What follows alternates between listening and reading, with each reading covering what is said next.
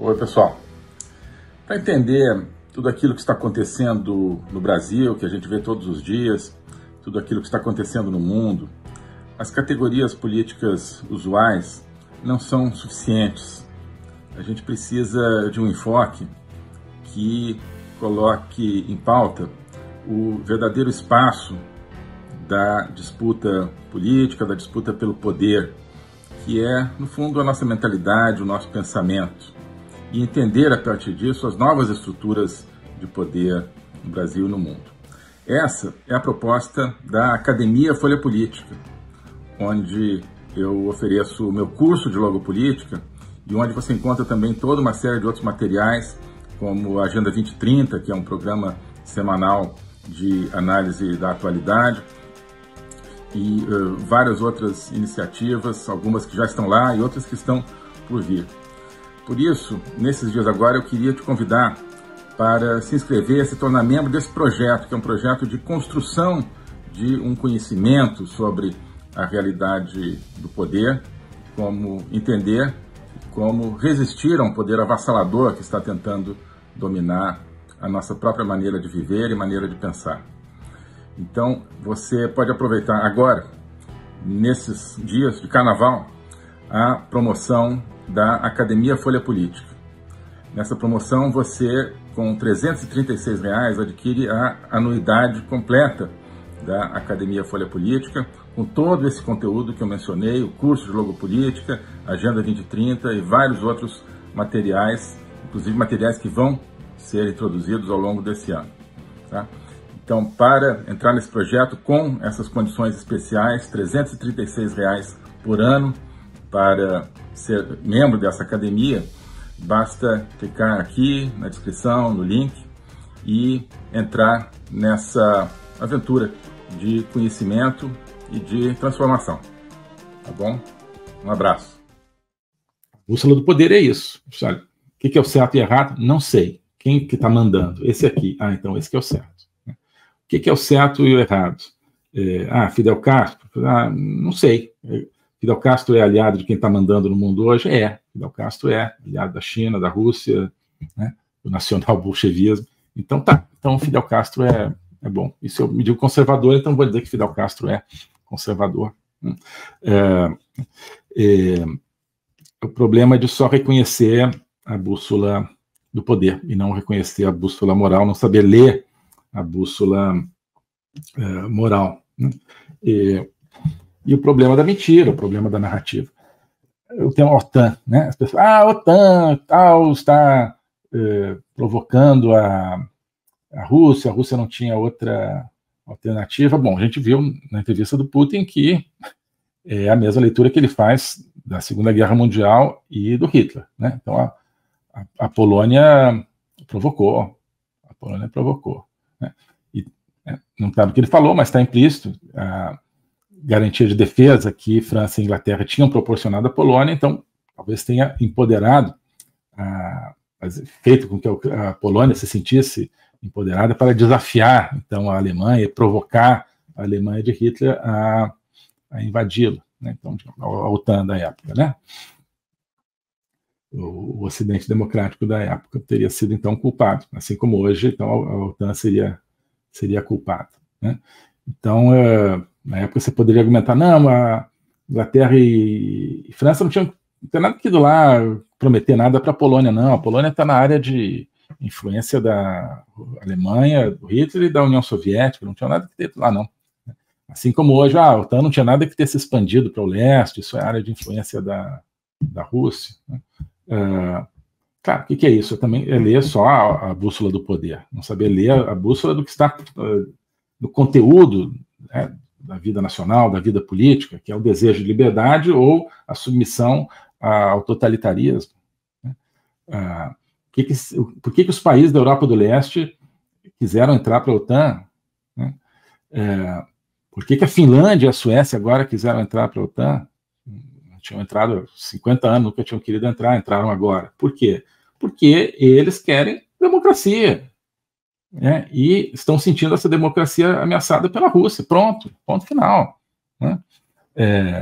Esse é o conteúdo, não é só questão de poder, de quem que é essa área de influência. Não, tem que acabar com esse negócio, né?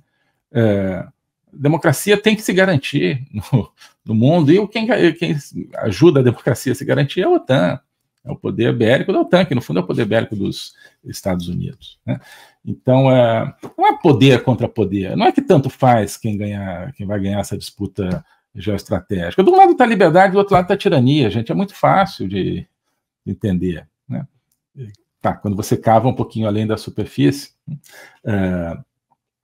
o que os totalitários querem fazer parecer?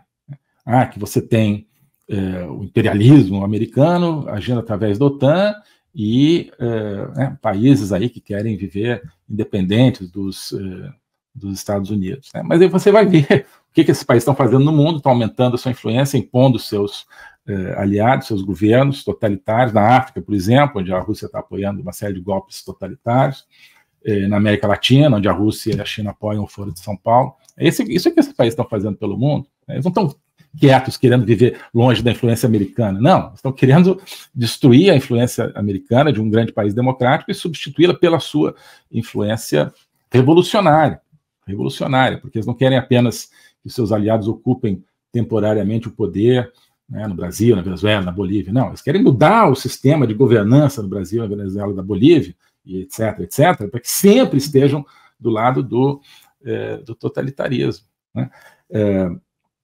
E outra coisa, a OTAN é uma aliança que não se justifica, porque não se justificava no tempo da Guerra Fria, porque do outro lado tinha uma outra aliança, que era o Pacto de Varsóvia, né? Então agora não tem Pacto de Varsóvia, a OTAN não se justifica porque vai lutar contra quem? Vem cá, né? Não tem mais ninguém? Então vamos lá. Rússia, China, Irã, Coreia do Norte, esses países da África, da órbita da Rússia, principalmente, da China também, como o Níger agora virou, países que têm uma posição estratégica fundamental, né? Cuba, Venezuela, bolivariana, né? Agora Colômbia, né? Querendo voltar para a mão do narcotráfico, todo o crime organizado latino-americano, Hezbollah, Hamas, né? Indo lá matar bebê no forno, né?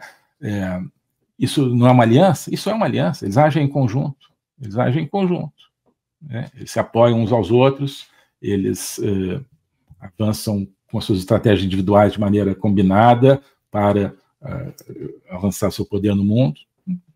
Isso é uma aliança, né, do outro lado. É o que eu chamei, então, a OTAN das trevas, aí na chamada que eu fiz aqui para o nosso vídeo. Uma OTAN das trevas. Então precisa ter uma OTAN, né, lá de cá. Mas não são países woke, né? Tá, são países woke, mas esses países onde predomina hoje uma cultura woke, né, como os Estados Unidos, lugar que não são unicamente isso, você tem, né, toda uma discussão dentro desses países, né, cultural. Segundo que as tropas desses países que segura a Rússia e a China de dominarem o mundo todo, são tropas que estão ali defendendo o quê? Defendendo um regime democrático, né? Não defendendo o woke, não defendendo maconha né, ou o que quer que seja, a poligamia, o que quer que seja, né? Estão ali defendendo, né, você tenha um espaço democrático e de liberdade, com todos os problemas que esses países possam ter domesticamente, né? Então, a gente não pode ver dessa maneira, né?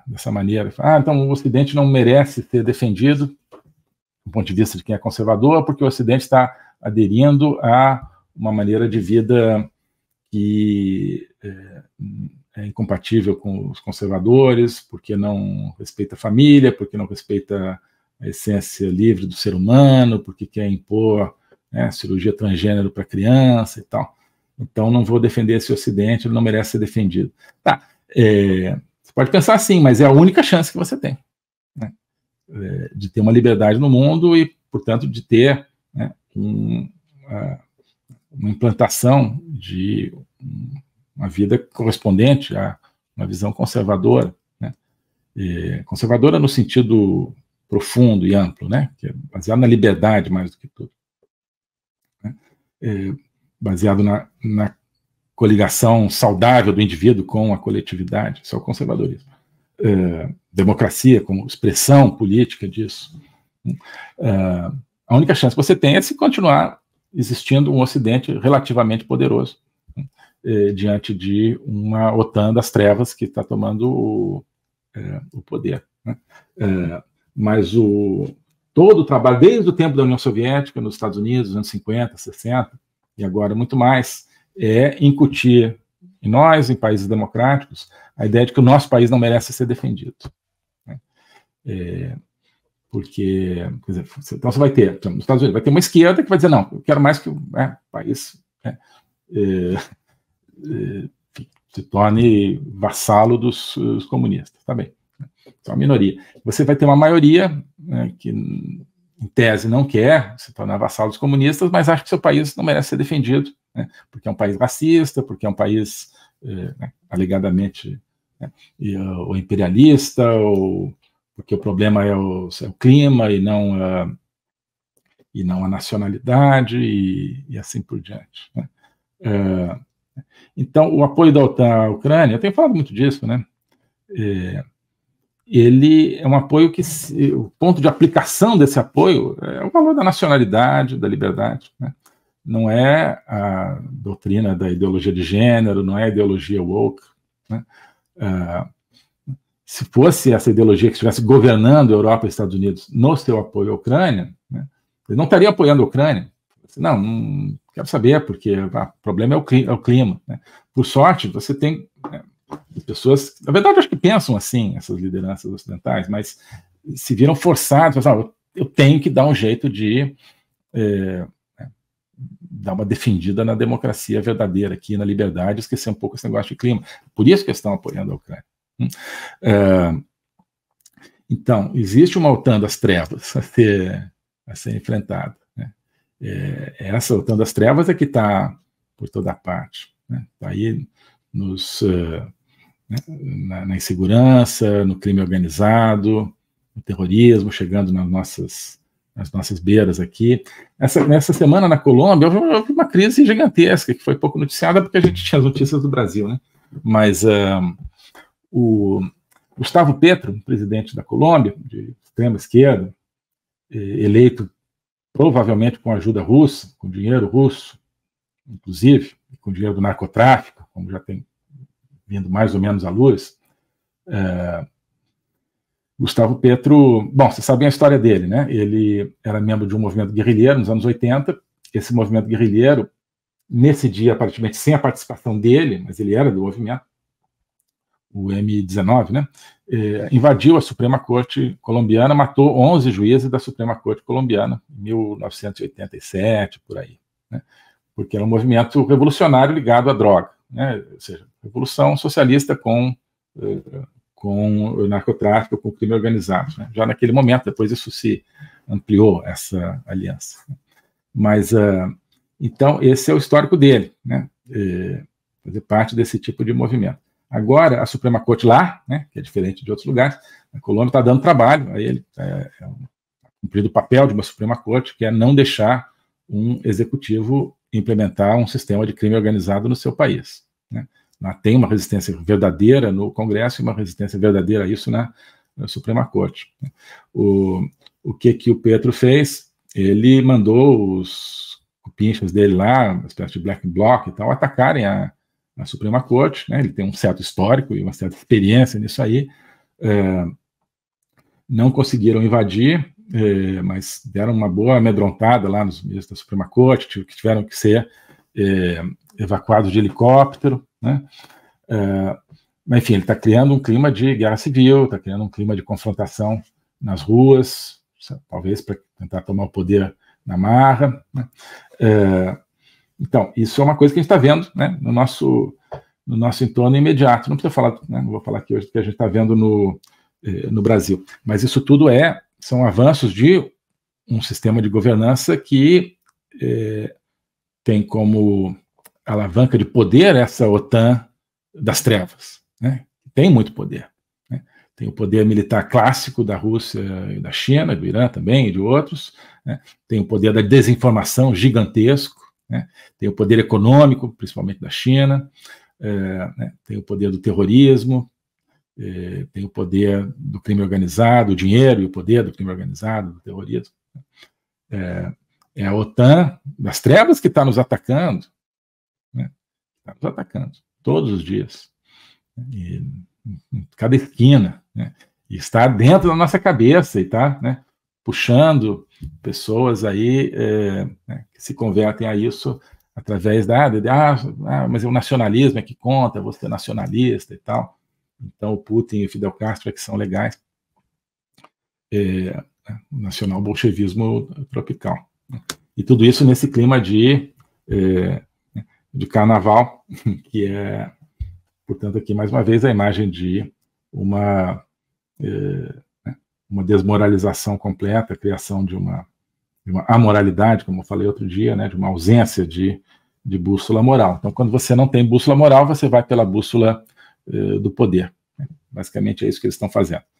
O globalismo existe, é uma coisa concreta. Ele é composto pelo Great Reset, do Fórum Econômico Mundial, pelo projeto hegemônico da China, pelo programa de manipulação e conquista da América do Sul pelo Foro de São Paulo e outros elementos. E esses elementos eles atuam uns em benefício dos outros, sempre, principalmente através do controle da linguagem, porque o controle da linguagem é o controle do nosso pensamento. Então nós estamos tendo o nosso pensamento reprogramado, e essa reprogramação vai contra a nossa liberdade, vai contra a essência do ser humano. Isso é o globalismo. Com base nesse estudo, nessa experiência, é que eu criei o curso de Logopolítica.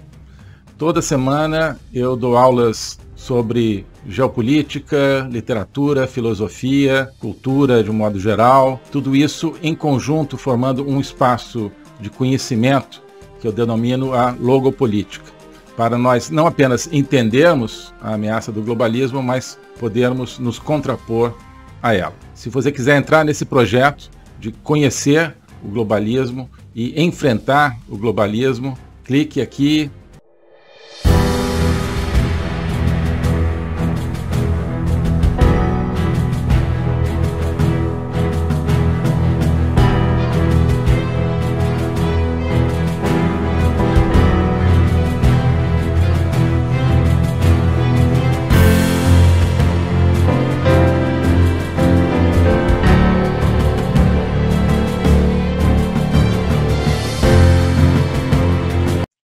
Alô a todos. Hoje eu gostaria de falar sobre o meu novo curso de Logopolítica, onde eu vou colocar a versão completa daquilo que eu tenho a ensinar sobre o globalismo. O globalismo nas suas múltiplas dimensões, geopolítica, econômica, social, cultural, filosófica, dimensões que só podem ser entendidas em conjunto, e que só podem ser entendidas em conjunto a partir de uma perspectiva logopolítica, ou seja, uma perspectiva do logos. Logos é a essência do ser humano, é a racionalidade, mas é também a linguagem e a capacidade de se comunicar e de sentir a transcendência. E essa essência do ser humano está ameaçada e por isso a gente precisa entendê-la numa perspectiva logopolítica, portanto política, ou seja, que tem a ver com a discussão do destino, com a luta pelo destino. Portanto, logopolítica diz respeito à luta e ao combate pelo futuro da humanidade, pela essência do ser humano, que está ameaçada justamente pelo globalismo.